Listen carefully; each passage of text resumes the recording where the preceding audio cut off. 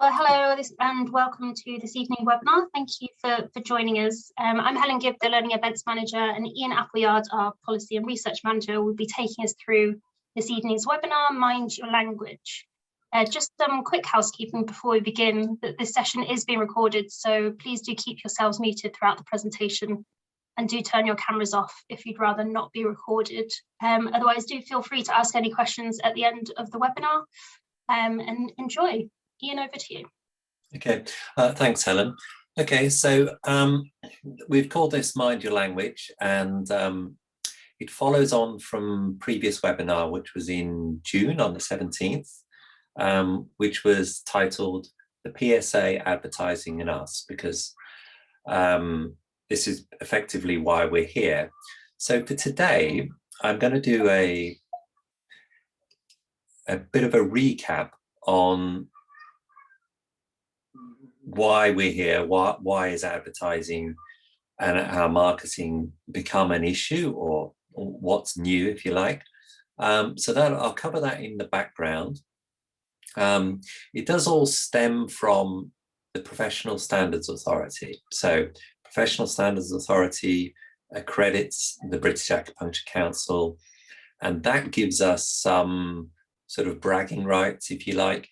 It enables, if you go to the NHS website and you look up acupuncture there, there's a link that goes first to the PSA, Professional Standards Authority, and then through to the British Acupuncture Council. So if anyone's searching, interested in having acupuncture, and they go to the NHS website, they'll basically be directed to British Acupuncture Council members, as opposed to they won't be directed to ATCM members, etc.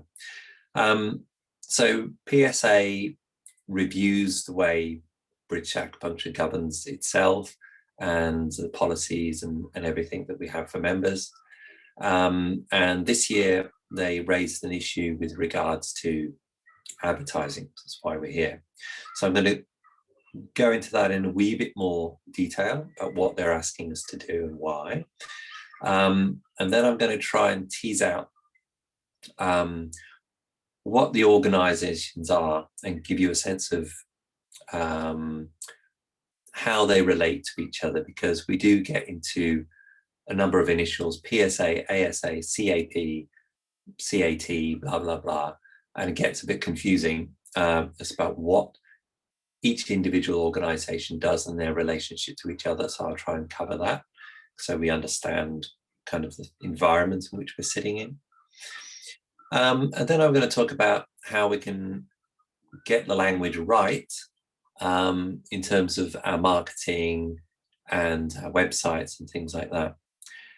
And then I'm going to talk about the evidence pyramid, because we will, as I will describe, some of the conditions, the number of conditions we can actually talk about in advertising according to this current guidance is relatively limited, but we can talk about the evidence. So that gives us an opportunity to inform people about what acupuncture can do, but it has to be put in the context of talking about evidence. So that may not appeal to all members out there who really just want to get on practice and don't want to be reviewing evidence on a regular basis, but some might be. So I'm going to give some ideas of how you can provide evidence without doing an awful lot of work yourself.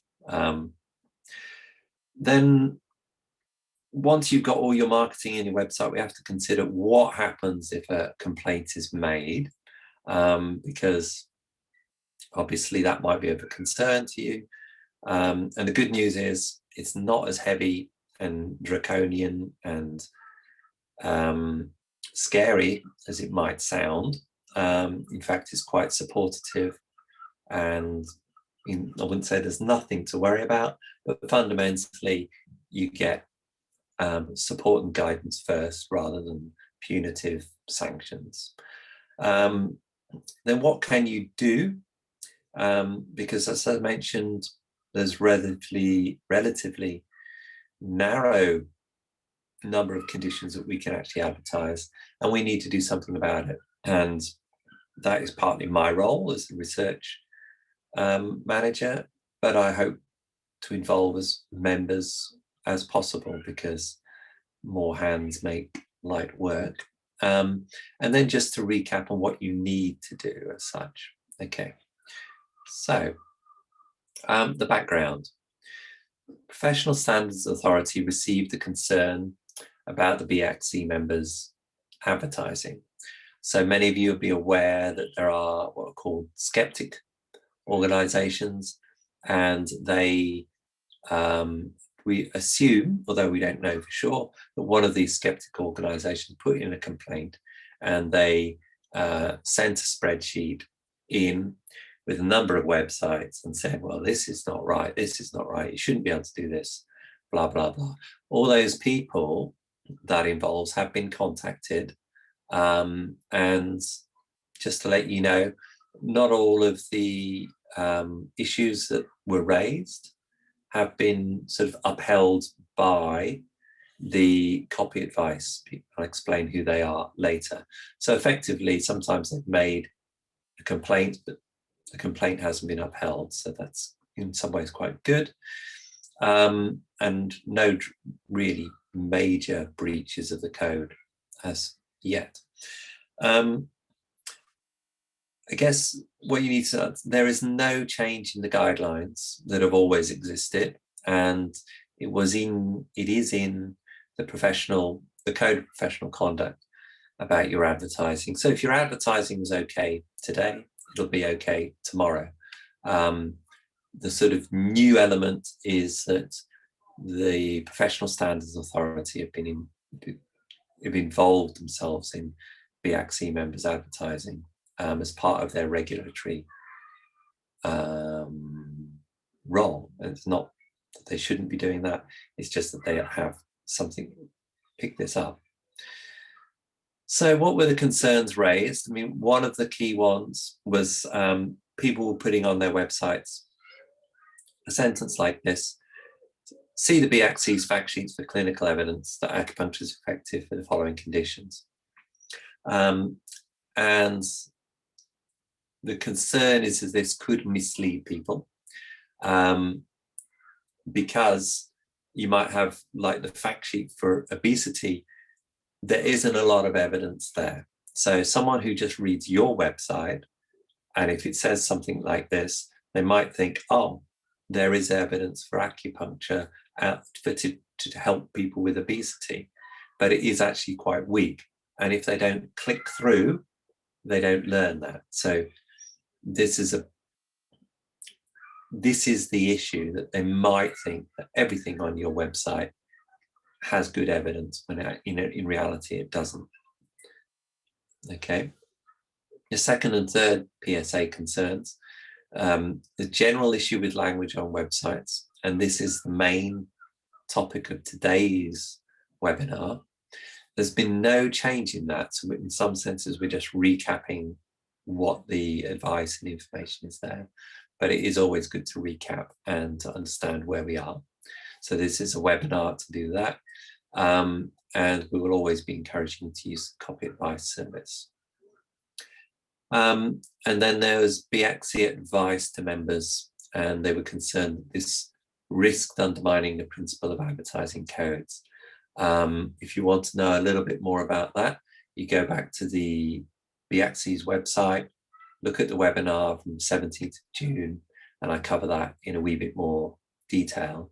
But the fundamental thing is, you can talk to patients about acupuncture treating a whole range of conditions, but you just have to make clear what the evidence base is. So, for example, if you chose to talk about insomnia, you would say, well, there's evidence here. You could refer to the fact sheets from BACC, Cochrane Review.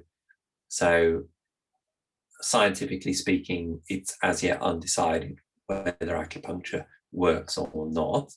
But in your personal experience, it's very useful, blah, blah, blah.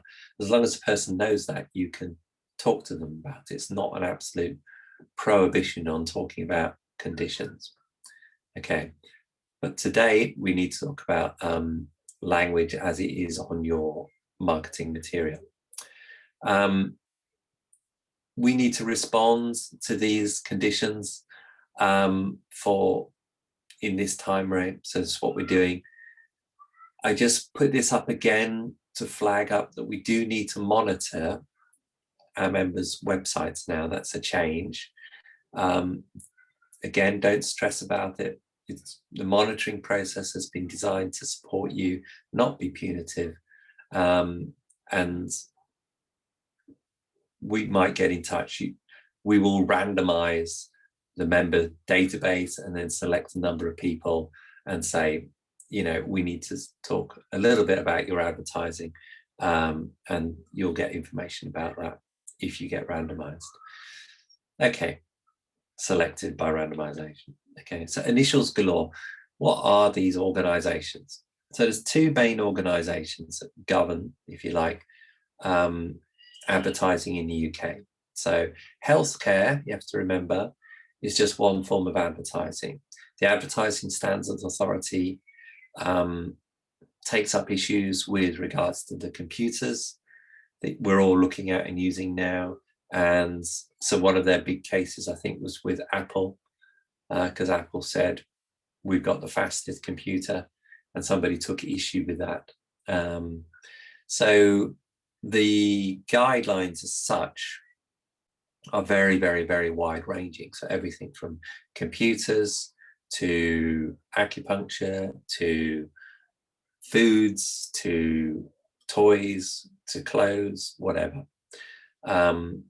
There are sort of narrowed down versions and guidance for interpretation, and one of those, of course, applies to health. So the Advertising Standards Authority, the ASA, works with advertising bodies. So people put in money.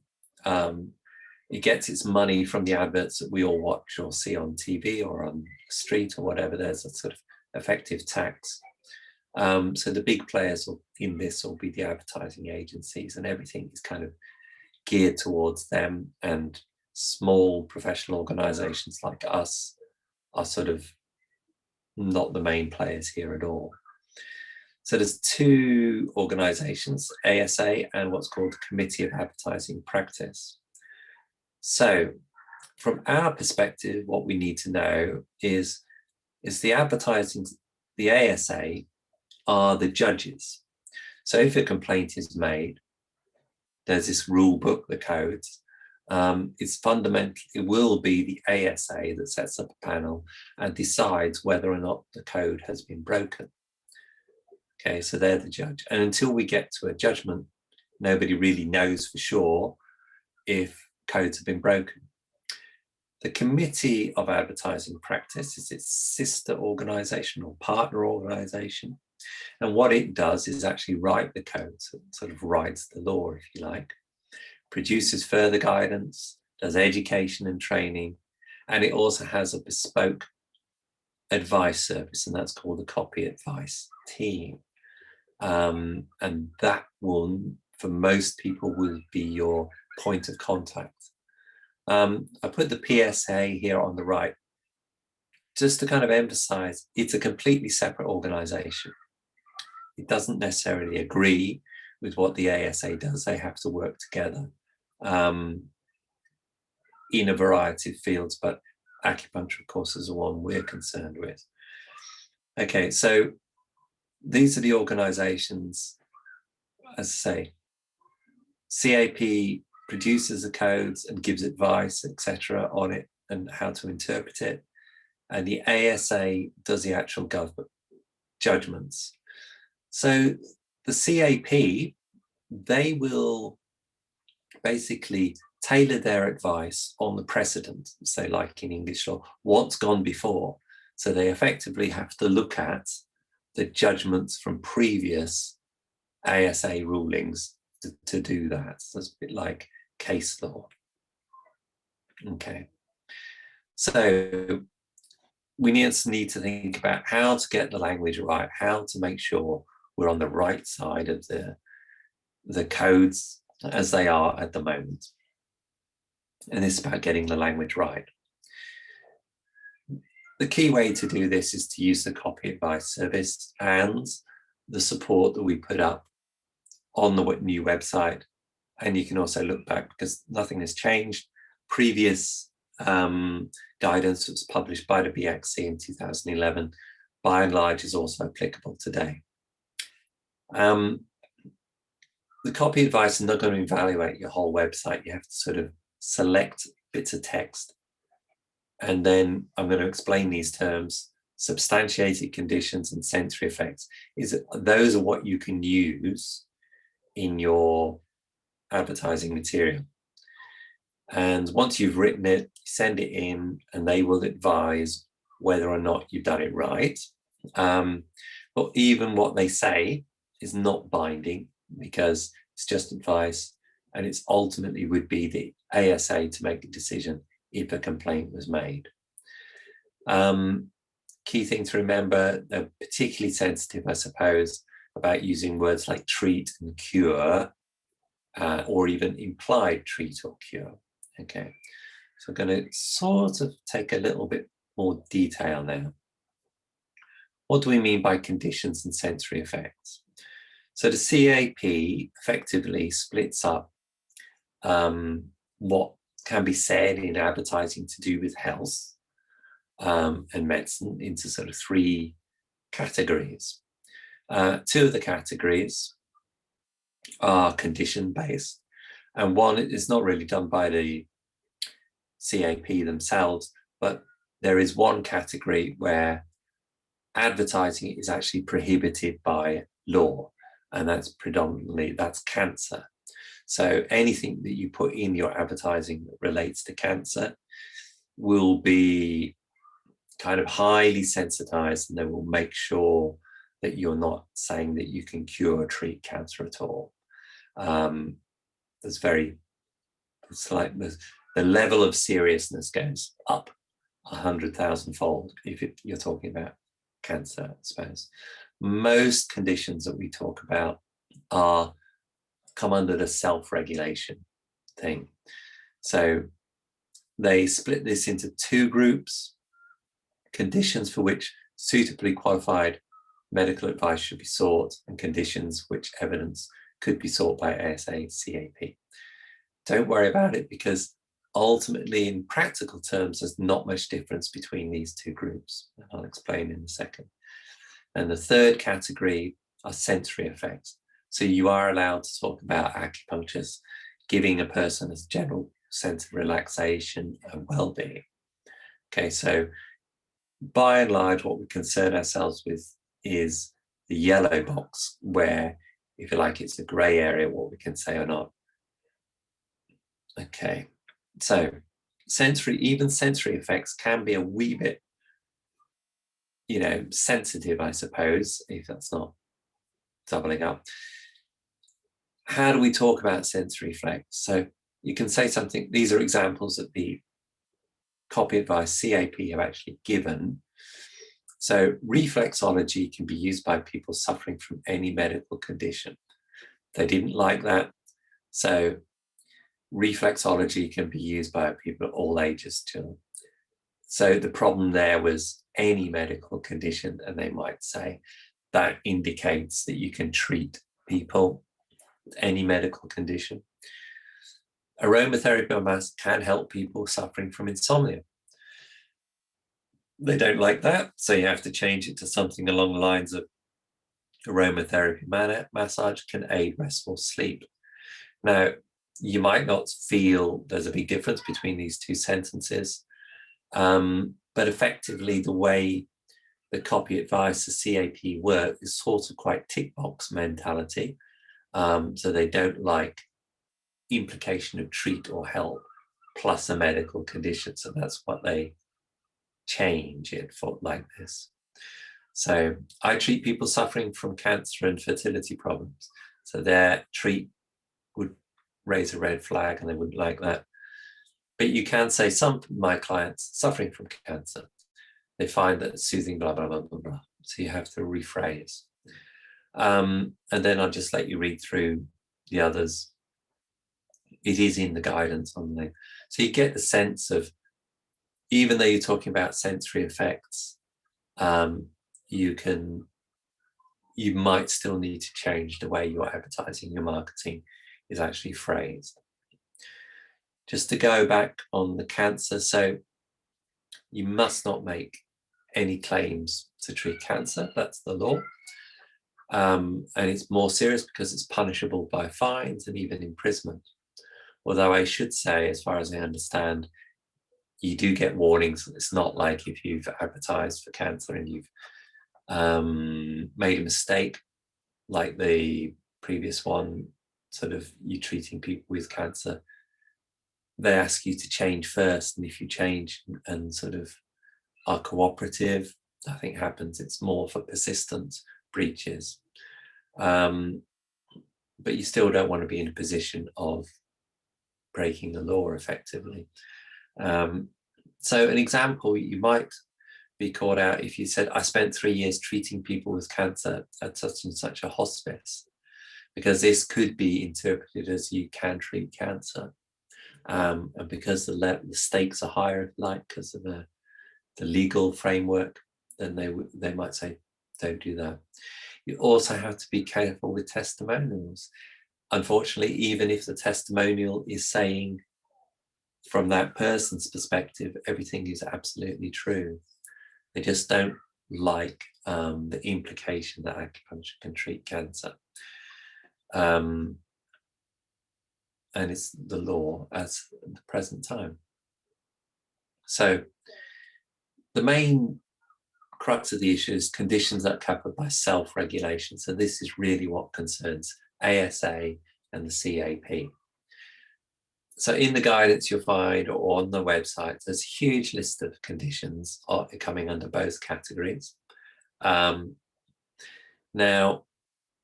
the reason why the conditions are not too different is because we should, as BACC members, be considered suitably qualified medical people, because we have the training, we have all the criteria, and we are accredited by the PSA. So we tick all the boxes for being suitably qualified. But it's never been tested in a sort of the court of the ASA, so we don't have a definitive decision on it. But for all practical purposes, there doesn't seem to be a lot of difference, or any difference really, between the two lists, although I get the sense that the copy advice people will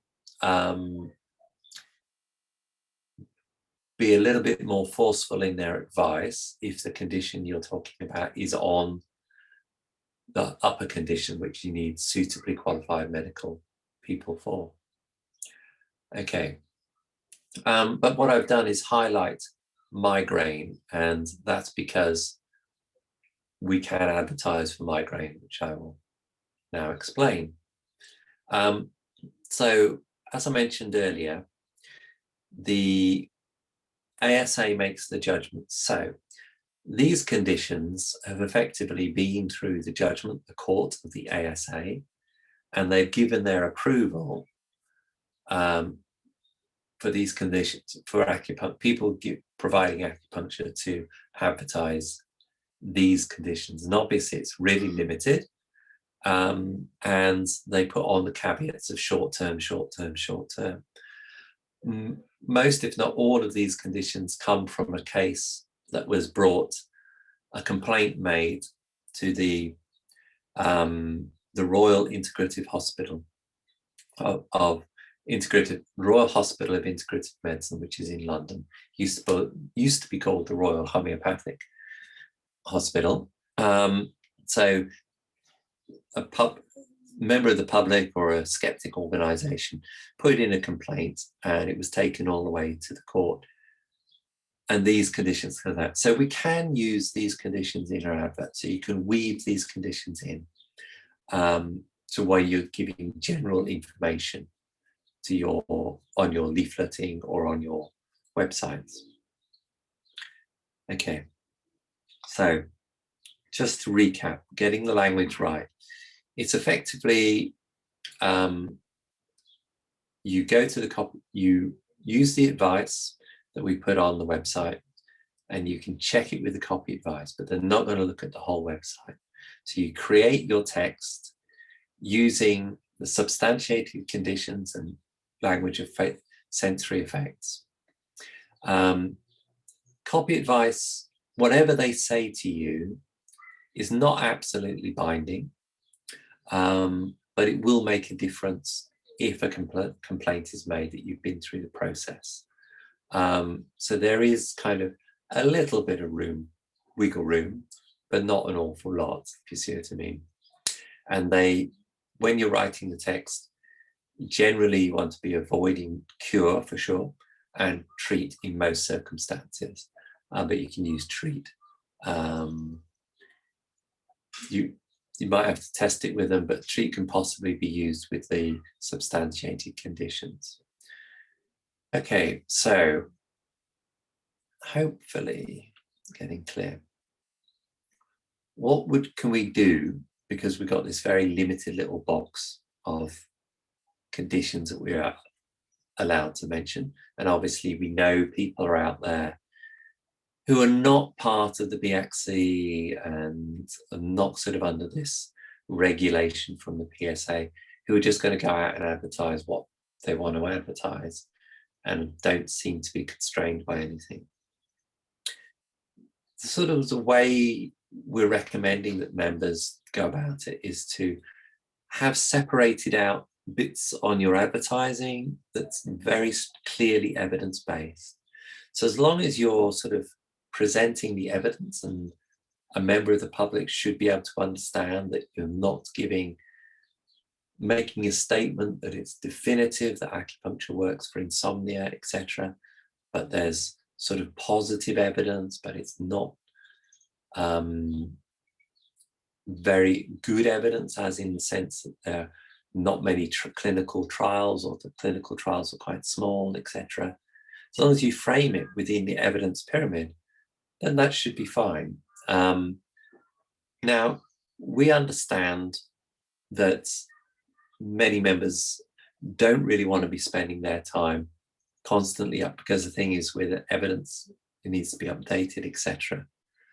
And plus, you do ideally need to be talking about the evidence pyramid and be comfortable doing that, and presenting balanced assessments, etc., and referring to independent links. So you are welcome to do this if you feel that you want to do it, and you can put that on your website. But we have to understand that you may not wish to do it, in which case what we'd recommend is you provide links to other sources, and the BACC's A to Z of evidence, which I'm in the process of updating because it is out of date, will be a primary source hopefully for you, but also the Cochrane library. This is free for everyone to download, and when you go and look at the systematic reviews of Cochrane, normally the same story is there, as in they don't make definitive conclusions because there aren't enough clinical trials, but quite often the small amount of evidence there points in the right direction from our point of view, as in it's positive. And it's quite good to get that information out to the wider public. There are other things, as the evidence map of acupuncture. On the handouts, not the handouts, but the advice will be posted up on the website. That'll be a link, so you'll just be able to click to it, find out what it's all about. It's done by an American veterans assault organization, as a completely independent, like the Cochrane Review. You can also link to key open source literature. Open source means that you don't have, it's not behind a paywall. So I don't think it's very fair on the members of the public if you cite things and put links in, and then they find they have to pay £30 just to read the things. So there are some really good things, particularly for chronic pain, to be encouraging membership to provide links to that so people can go and see the evidence themselves. Evidence-based acupuncture is a really great website, breaks it all down, and you can, it's done by acupuncturists, so some people might say it's biased, but it is very well done, so it's well worth it. And the Acupuncture Evidence Project, which was like a commission thing that was done by the Australian equivalent of the BACC. So all of those links. The only thing, caveat, is you just don't put in a long list of conditions, as I mentioned earlier, on your website. So if you're unsure what I'm talking about, go back to the previous webinar and I go into that in quite a bit more detail. So what happens if a complaint is made? So ASA CAP's regulatory is designed to be supportive. If a complaint is made, then the first protocol will be to resolve the matter informally. So you'll get an email from the copy advice team, most likely saying, this has been raised, can you please make these changes to your website? You're very welcome to get in touch with me if that happens. In fact, I'd quite like to see what the issues are that come up. It helps us build information and give better advice in the future. But don't worry, because you're given the choice. You just make the changes and move on. So we don't want it to happen, but don't feel that it's going to be the end of the world if it does happen. In this sense, the primary sanction is essentially one of publicity. And in some respects, it's more about acupuncturists in general and the BACC as a whole.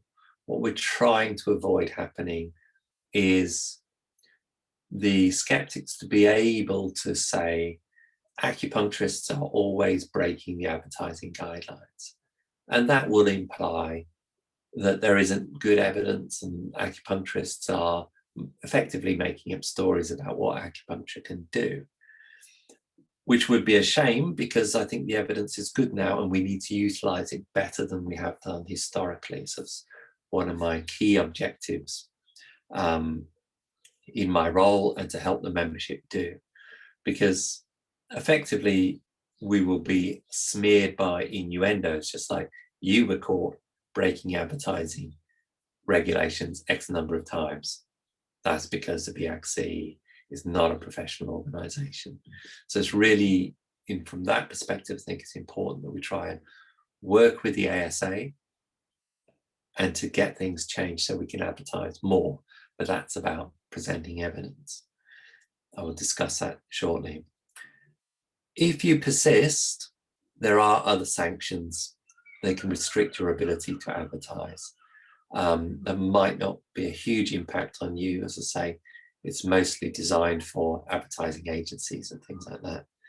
However, ultimately, if you persist, you can be referred to the trading standards, and that becomes law, if you like.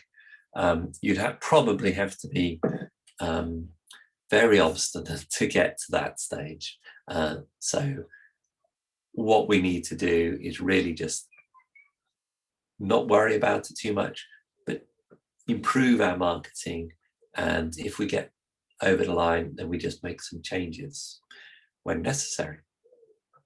So as I mentioned earlier, there's these 7 conditions that we're allowed to talk about, the so-called substantiated claims. Although on their website, they will give the sense that you can put in some, this is copy advice, the CAP, that you can put forward evidence and they might make changes. I've spoken to them, and in practical terms, in reality, they're not going to do that for medical conditions because they don't have the trained staff to do it. And they have to spend money to look at, the systematic reviews and the meta-analyses, etc. So what we're working on with them, the CAP ASA, is to have a special review, because I believe that we should be able to widen the number of conditions that we can advertise, and that is open to the membership to have some input. So if you're sort of research minded, or you have a particular speciality, as like fertility, for example, or mental health, please get in touch with me and just let me know, because unfortunately, copy advice, CAP, are not going to look at every condition. We have to sort of do it strategically, one step at a time. And for me to have a sense of what the membership wants to be able to advertise might not map entirely with the best evidence. So one way we could go is look at what the strongest evidence is, but I, for example, might think that depression would be a good thing for us to promote, because I think there's quite good evidence for depression and acupuncture, and we could go for that. And that would enable us to advertise on a sort of wider range of conditions rather than just chronic pain. We will definitely put in for chronic pain, but we might want to try and widen it so he kind of can demonstrate a broader scope of what we can actually do for people. So you can have input. So if you're interested, either as a researcher or as someone who has a specialism, please just drop me a line and let me know. What you can do, general call for help, because we're going to go through the fact sheets, or I'm going to go through the fact sheets. And please get involved if you want to be involved. In the green box, these are the conditions that I'm going to look at first, because off the top of my head, those are the ones that we have stronger evidence for, and the yellow is like the second string of what we'll go for. It will take time. It has to be done properly. We, as part of this sort of campaign, BACC, are developing posters and things, and you can see one on the left of the screen. So it's really about finding a sort of easy-ish way to talk about the evidence with members of the public, people who might be interested. Because, as I say, we've got a good story to tell, and we need to get it across a bit better.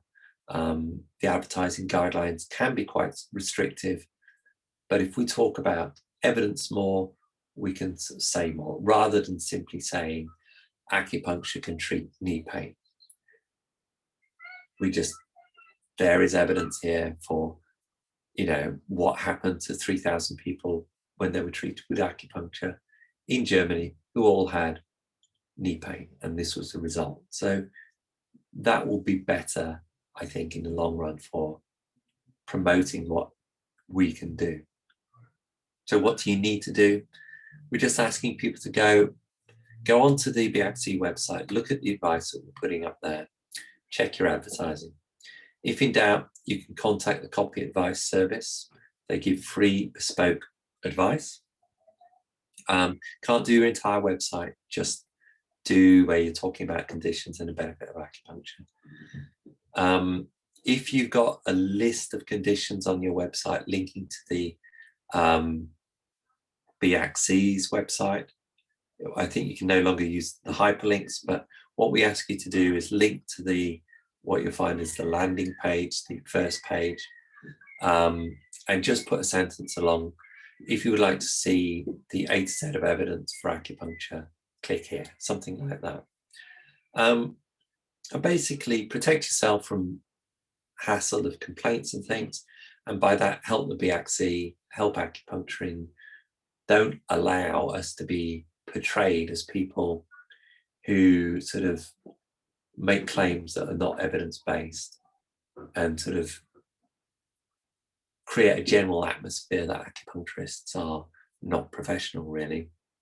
And if you're interested, we will be doing more webinars and workshops on how to discuss the evidence, and we can find better ways to simplify things, get a sense of what is the critical best evidence, and we can utilize that much more, hopefully, to overcome some of the key problems or the key complaints or key criticisms people have, that acupuncture is a placebo. It's not, and we can prove it. and it does more than chronic pain, and we can prove it. Okay, so that is the presentation. So I wonder if we have any questions.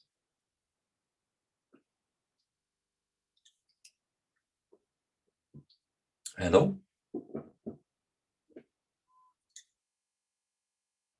Are you there, Helen?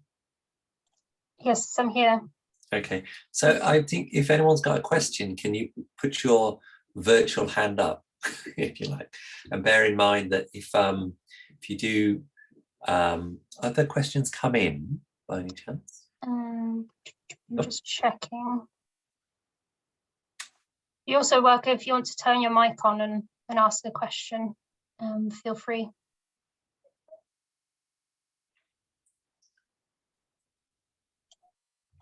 Caroline has asked, can you quote a piece of evidence to support a condition but say it's not an RTC? According to their website, as in what they've put out, they do say it doesn't have to be an RCT. For whatever reason, as far as I can see from their actual judgments, they only consider RCTs, and they only consider RCTs where the comparator, acupuncture is being compared to sham. They much prefer that in the sort of classic, does acupuncture work? Does it work against sham? So it's only these efficacy trials where the control group is the sham or placebo that so far they've accepted. Now, one of the reasons why I'm hoping they will get a special review put in is that until now, they're not, I perceive the ASA not very transparent with how they judge things.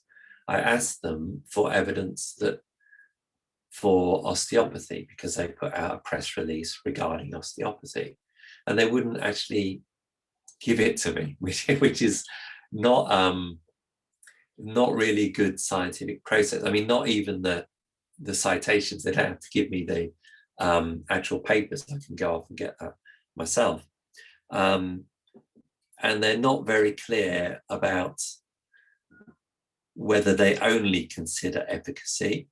But I can sense from the sort of the issue that came up with the integrative hospital in London, that the only evidence they considered was the ones that had particularly strong for the comparison when it was against placebo, not the comparisons against usual care. But they haven't published their decision, so I can't really look at it. Although I've got a meeting coming up with someone who was involved in that from UCL University College London, and so hopefully he's going to tell me what the issues were. But unfortunately, the ASA to date, as far as I can see, are not super transparent with what they're doing. Hopefully, if we are able to establish a special review, then we can get some idea of what the goalposts are beforehand. I think for acupuncture's point of view, we can spread what we do quite a lot with RCTs, so long as we're able to show comparisons of, say, so for depression, acupuncture plus medication versus medication, which I think in practical terms is the choice most people have. Now, we're not going to recommend to people, oh, just stop taking your medication. We say, come along, we treat you and see how you get back. So they've still got the backdrop of the medication, and then they can work with their GP to reduce medication if they want. That's how we would be recommending our members work anyway. So the principal comparison should be acupuncture plus medication versus medication. So if you go to the Cochrane review, for that comparison, it says it's highly beneficial. Their words, not mine. But there's only 3 clinical trials in that review. So that's probably not enough for some people who are particularly hostile to acupuncture. So that's kind of the situation we're at with what evidence they accept.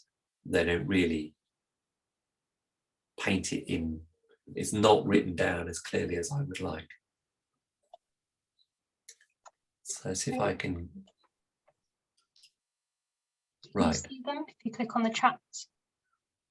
Chat, At the bottom. at the bottom. Yeah. Oh, chat 5. So that was Caroline. Thank you for the question. And Chrissy, were there, so the question is, what do osteopathy, chiropractic, medical acupuncture do about advertising on pain?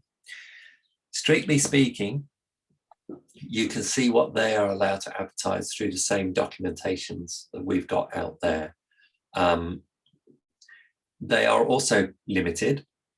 And as I say, the case that was brought, those 7 conditions we have, that was brought against medical acupuncturists.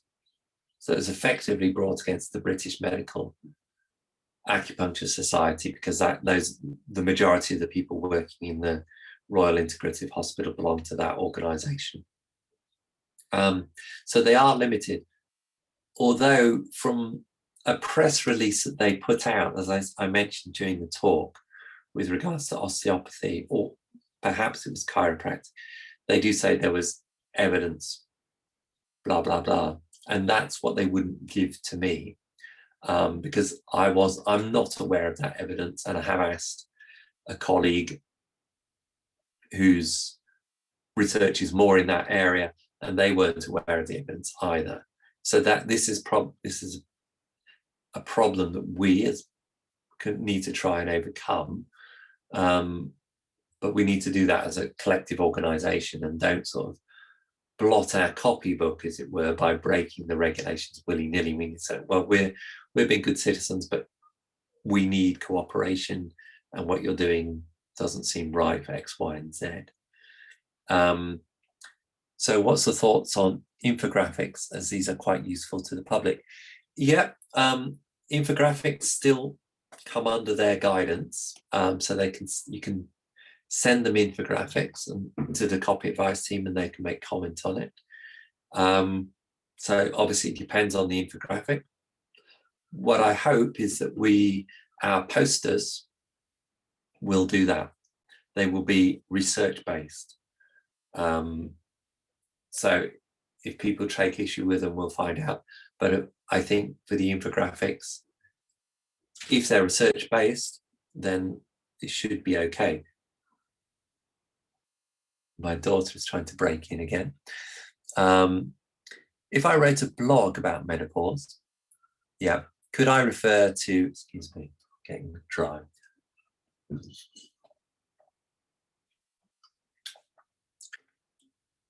I need to scroll. This is, how do I scroll? There you go. If I wrote a blog, could I refer to recent evidence? No, I think you can refer to that in your blog. I would say, go back to what I said at the first port of call. The copy advice service is only advice, and we don't want to be overly restrictive to the membership. So as I've recommended on a number of times, if you're talking about evidence and you're basically expressing your opinion, the guidance, the code, is meant not to restrict your freedom of speech. Okay, so as long as, the proverbial person on the club, I would argue that as long as the person on the proverbial Clapham omnibus would understand that you are talking about an evidence debate, then that is okay. Because we can't have a situation where skeptics are running their blogs all around the place saying there is no evidence for acupuncture, it's just a placebo, blah, blah, blah. And we as acupuncturists can't have blogs that say, well, actually, there is evidence for acupuncture, here it is. And there is evidence that acupuncture is not a placebo, here it is. That's all part of the debate. So as long as it's clear that as part of the debate, it should be okay. But having said that, if push came to shove, nobody knows until we get an ASA hearing, as it were. So I would say, keep it evidence-based, write your blog, and if someone makes a complaint, get in touch with me, and then we can decide what to do together. If you've made a mistake and need to retract, then in my opinion, then I'll let you know. But if it goes to, an ASA hearing, that's it. But I think from your general websites, ideally stick to those 7 conditions. But again, if you're talking about evidence, I think we should be all right. Yeah. Would state regulated affect what we can advertise? In almost every, I wouldn't say it was. Why aren't we in the UK yet? Because it's money, I think. It depends on who you talk to. Some people think it's because we regulate ourselves too well. But the way the UK, I did something for the PSA, because as it happens, the government's been running a consultation on regulation of healthcare professions. And my interpretation of what this government wants to do is not have more statutory regulated professions. They want to go the other way. They want more self-regulation. They don't want the cost, because statutory regulation costs them and it would cost us. The cost, the chiropractic, members of the Chiropractic Society, they have to pay £800 a year, I think, per head to be statutory regulated. £800, because they're a very small organisation, and there's kind of a bit like a taxi. You have like a set fee just to sit in the car to be statutory regulated. So if there's one of you travelling, you have to pay the whole whack. But organisations like the General Medical Council or the nursing, because there's so many people and it's just a state thing, and then a per head thing, they pay much, much less per head. But the small organisations, and we would be one of them, would end up having to increase membership fees by hundreds of pounds to be statutory regulated in this country. So that's one of the reasons why the PSA, I think, for us, is a better option. It gives us a certain amount of credibility and support, and hopefully that will increase over time. But it doesn't involve the eye-watering cost of statutory regulation. So thanks, Chrissy, for that, and Caroline. What are you able to say, these are the type I want to work with, or I like to work with? I believe so, but you can write your text, ping it into the copy advice people, and see what they say. That's that's a key. It's free, and they usually turn it round in an hour, or not an hour, in a day. Sorry. So you can do that. You can say, I've been working with as I think one of the examples was for Century thing, that I've been working with people with these conditions, or I have people with this, blah, blah, blah, come along. So I think so. So you can run it past copy advice team if you wish to.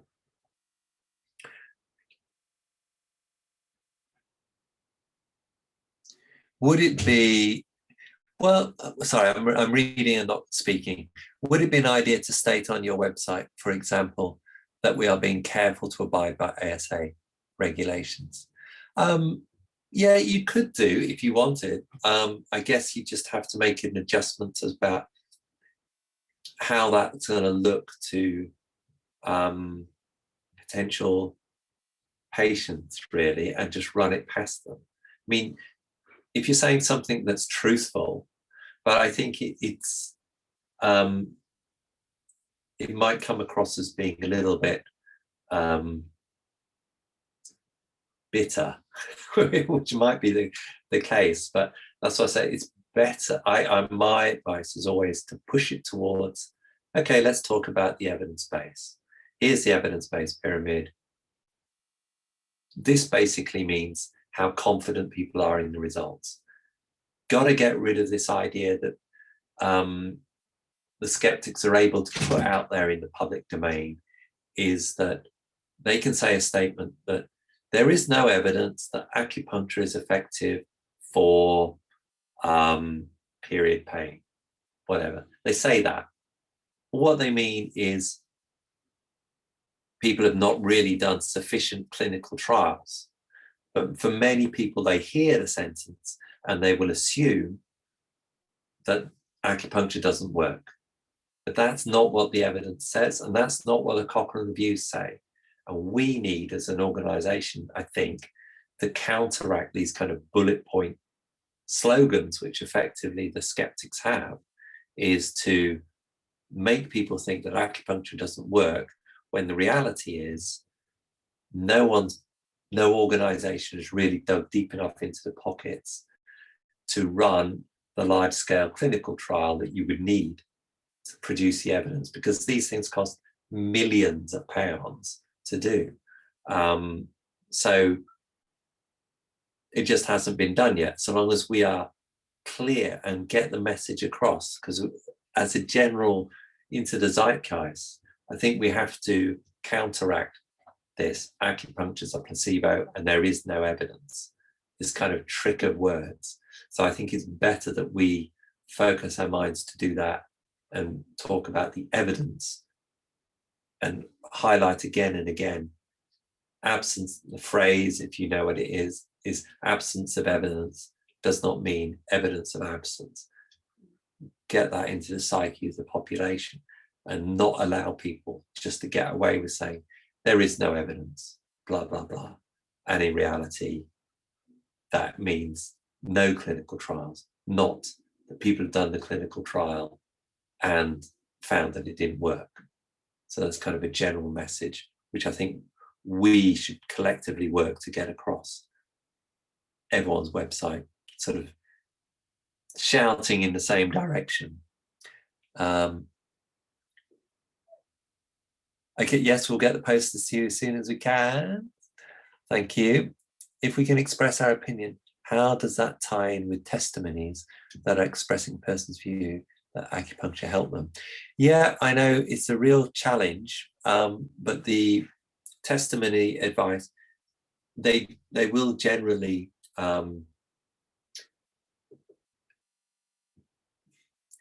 if the person, because you don't write the testimony, that's the problem. They don't like if you say, you know, Caroline treated me for my period pain, or, you know, and it worked. They don't like to see treat. But if you can sort of flag up to the person who's going to write, there are ways around it. So if you again look on the testimonial advice, which is on the CAP website, but also is going to be, it is contained within a new document, which should be out early next week, fully published, I suppose, for you guys, which is called A Guide to Advertising, discussing the evidence. So it's all there. I mean, it was on the previous version, but it's been incorporated into the new version too. My question stating we're being careful. I don't think patient.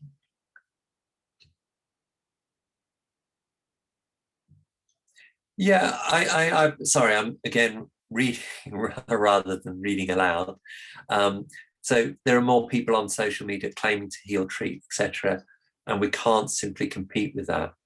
Now, my view, and obviously everyone's going to take a different opinion on this, but what acupuncture can do, in some ways, the people who are flagrantly breaching the guidelines might be doing us all a general favor. Just because somebody walks past a high street stall and sees a list of conditions doesn't mean that they go to that person for acupuncture. There's a whole raft of things that's going to make somebody be drawn to yourselves, be drawn to a BACC member, etc. And belonging to sort of the accredited organization might be the thing that gives them that sense of security. In terms of research, people do like to see practitioners who have Western medical training. That's something that's come out from research. Not all people. Some people are clearly going to be more interested in the traditional style, and they'll be drawn to BACC members. But it's not like I don't think it's a straightforward, oh, I've seen this person advertising for insomnia, they can treat insomnia, but that other person can't. They will get in touch with you depending on how your website looks. And that's why I say linking to the evidence is a good thing, because it's part of looking professional. But that's my view. It's very difficult. People will be drawn to your websites because you are ultimately presenting yourselves, and I'm really keen not to impinge on that in any way. So it's not an ideal situation, I don't think. I'm not going to claim. That's why we want to change it. That's why we want to get to the ASA and ask them to review things and change things. But it's kind of better for us because we want to be incorporated more within the mainstream healthcare system. And I think with other things that are going on, like the new NICE guidelines for chronic pain, GPs can refer to BACC members because we come under the PSA umbrella. GPs can't refer to ATCM members in the same way because they're not PCS, Professional Standards Authority accredited. So that these kind of, as an organization, I think in the long term it's better for us, and hopefully in the short to medium term we can make it enhance those strengths, if you like. But clearly it would be great to be able to say, you know, we can help people with depression, make that very just in a straightforward advert without weighing a person down with language of research. But at the moment, I think the best option is to simplify but research-based things. But you're free to talk about the constraints, and if that's it will depend on the person that reads it, I think, as long as it's true.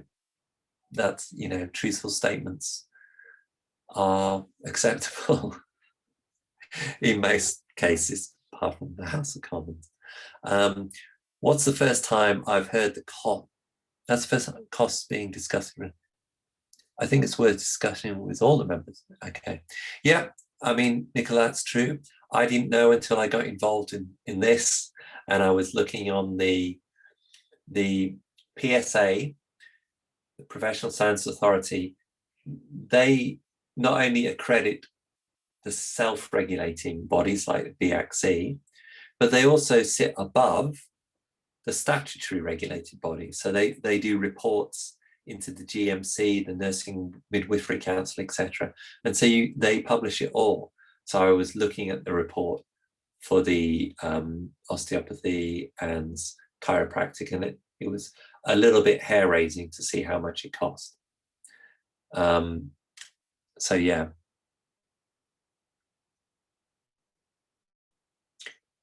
It's a nightmare at the moment. Yes. Hopefully it's going to end soon.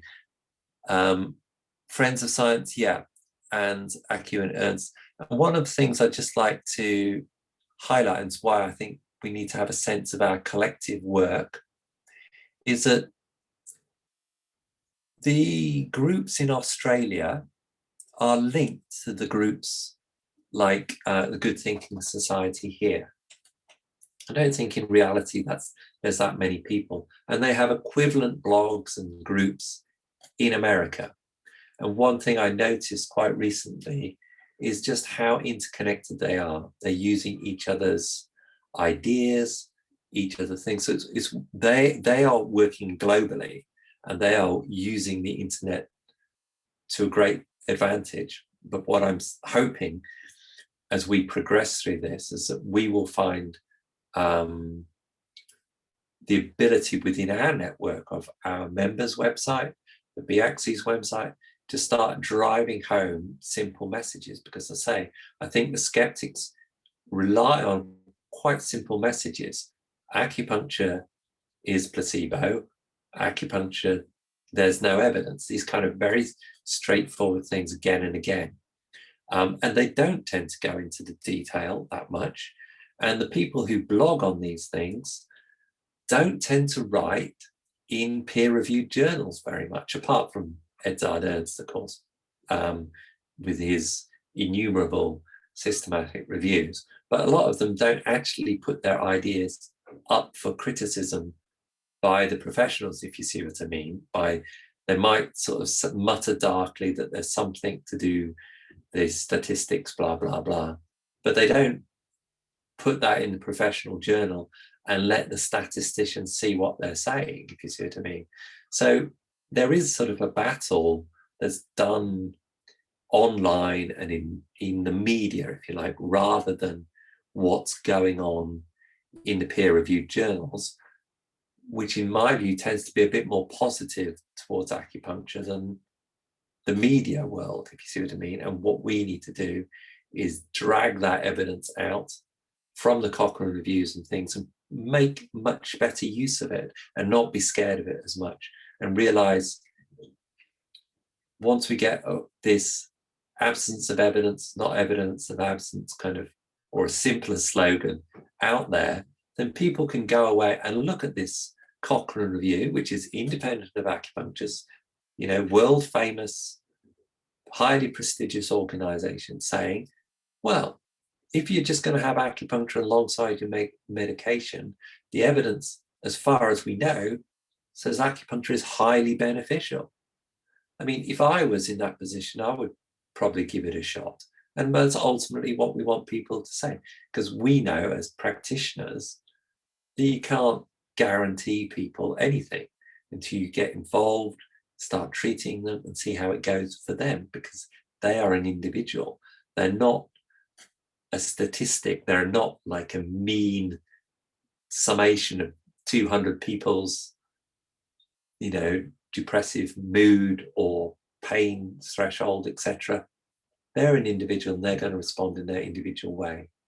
But I think if we can point out, well, actually the evidence, while it may not be conclusive in terms of science, as far as we know, it looks positive.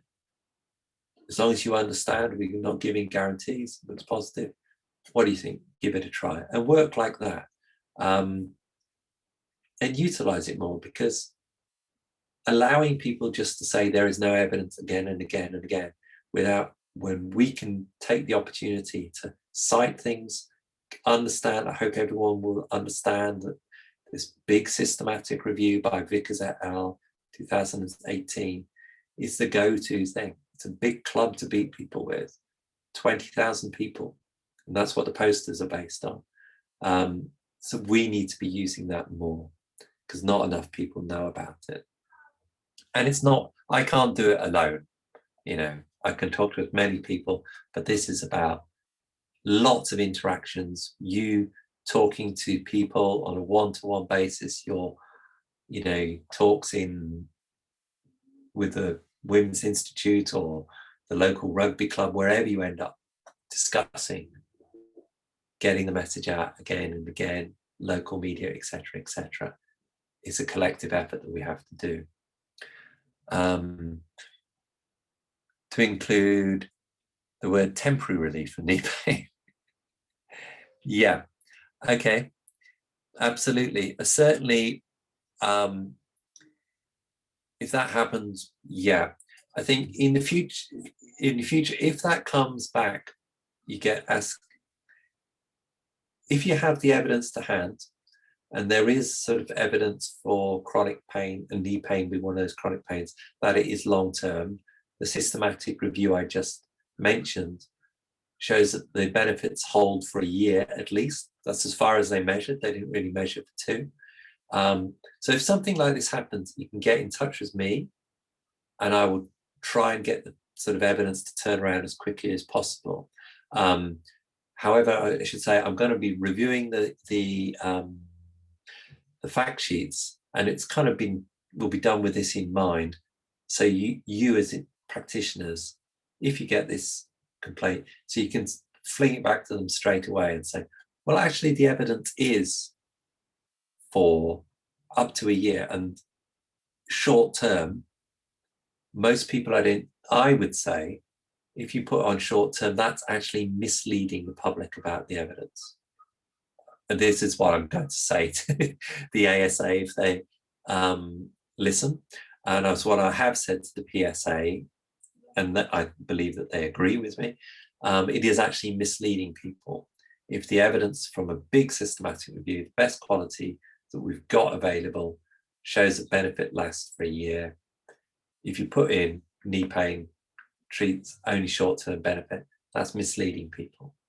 But if we're united and come across as a professional, responsible organization, then we'll have a much greater chance of success.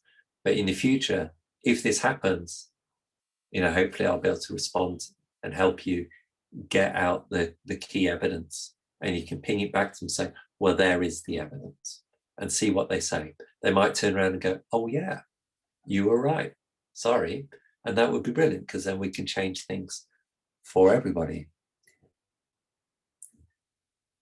Yes, infomercials are very common in here and terrible. They give me a headache, and they talk so quickly at the end when they get to the side effects. Yes, we will. I think that's a good idea. Talk to the professional, other organizations. You see some of the links that I pointed out to you, those are from Australia and also from America.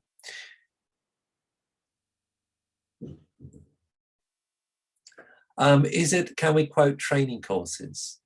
It's a little bit of a moot point, but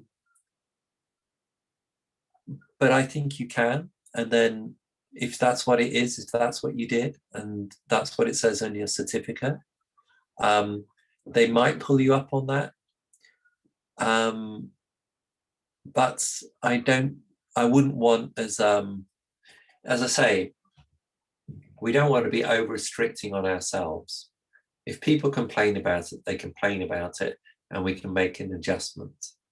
Because if you're truthfully saying, I've done a course on pediatrics or something, then you say that.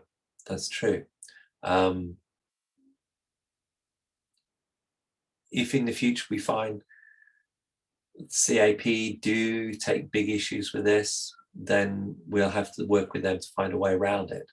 But as you know, as of today, I would say go for it. But just bear in mind that the way the system is set up to some degree is that you almost have to push the boundary a bit to get things changed. I'm not recommending you go wild, but if it's, if you've done your course and it's truthful, that's it.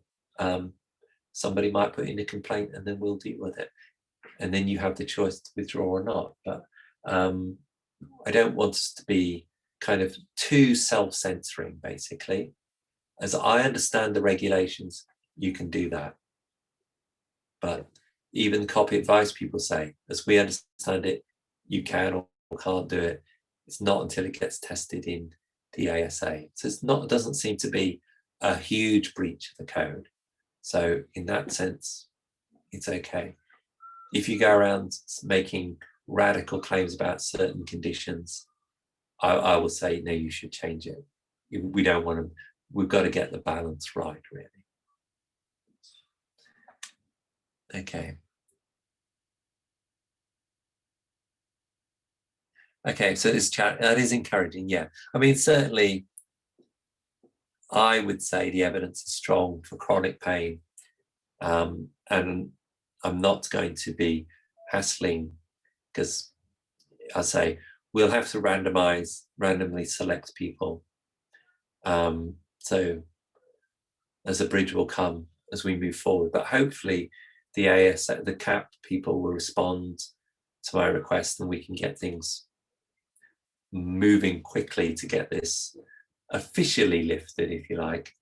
But if somebody puts in a complaint now and the ASA wants a court case, as it were, for the time length, I think we've got the evidence to go. So I'm relatively confident on that, but we'll just see. It'll be their judgments. So I think we're at the end. Oh, thank you. Thank you for participating, and let's work together and we will move forward. Okay, so